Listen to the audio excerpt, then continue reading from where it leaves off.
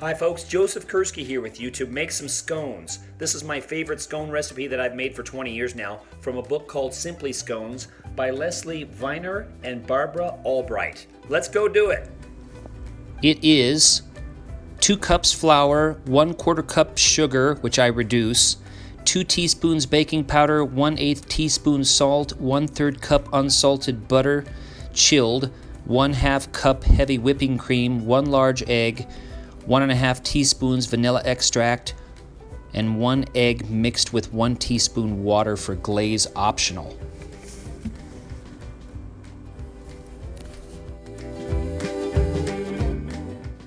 This recipe, as you can see right here, is the classic cream scones. I pretty much use it as is, except that I'm going to substitute half oats for the flour. So I'm not going to use 2 cups of flour. I'm going to use 1 cup of flour and 1 cup of oats.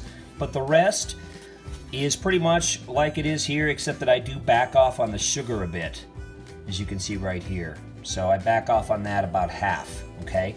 So classic cream scones, we've got our oven preheated here. I actually got it at 400. I don't have it at 425 for reasons we'll talk about in a bit. Here's my oats and my flour and my sugar and the baking powder. So we're gonna put these dry ingredients in this bowl. Now I'm making a double batch, so I've got 4 total cups with the oats and the flour. Now you don't want to forget the baking powder. That's really key with scones. Then you're going to stir all those ingredients together.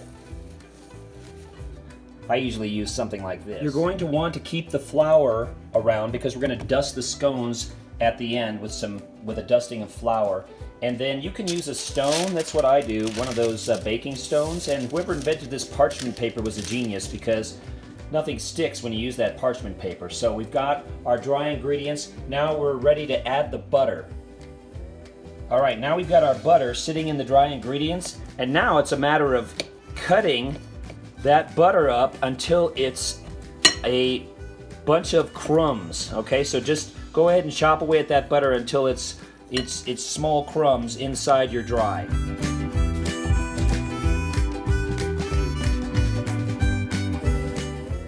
Okay folks, now we've got our whipping cream, and if you want to make it a little bit less high calorie, you can use half and half. I wouldn't go with skim though. It'd be too, they wouldn't hold together very well. You got, remember I'm making a double batch, so I've got 2 eggs, and then it says to use 1.5 teaspoons vanilla per scone, but I just dump a bunch in. You don't want to go too much, but just put some vanilla in there. You want it nice and vanilla-y. All right, so those are our wet ingredients. We're going to stir that up, and then we're going to add it to our dry. Now this is the dry ingredients after I've cut up the butter into these small bits. Here's our wet ingredients, and it's important to mix the wet ingredients in a separate bowl. You don't want to add them all to the dry, but once you've got the wet ones mixed, then you're going to pour it into the dry, and then you're going to mix that whole thing and make 2 small orbs. 2 orbs out of that, in my case because I've got it double recipe. Okay, so you're going to make your scone from all those ingredients right there. We'll check back in a moment.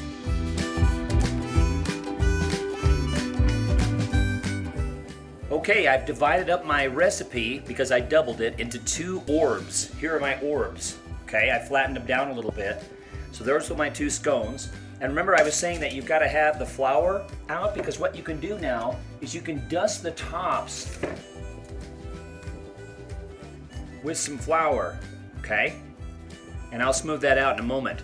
You can also cover the tops with a little egg wash. You could break an egg and then mix it a little bit and then sort of paint the top of these scones with your egg mixture. It just depends on how you want that outer area to taste and also what texture you want it to be. I like to have a little dusting today of flour on top of that, and I've got this on this baking stone.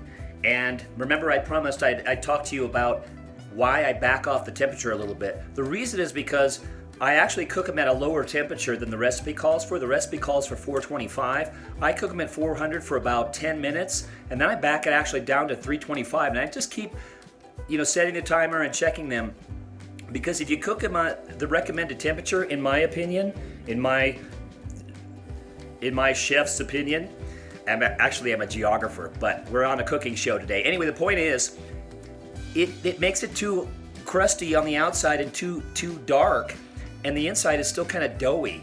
So I think you should, and it could be because I'm at high altitude here in Colorado, but the point is, be careful about the temperature. You don't want to have it too dark and brown on the outside. Okay, so we'll check in a moment.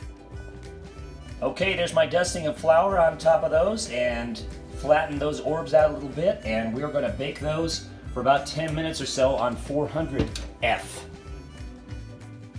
All right, folks, they're out of the oven, and as you can see, they're just a bit crusty on the top, but the centers are nice and soft there.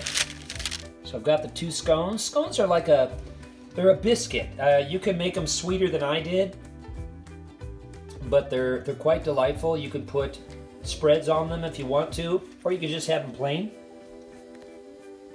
So that is classic cream scones. Thanks. Now go out and make your own.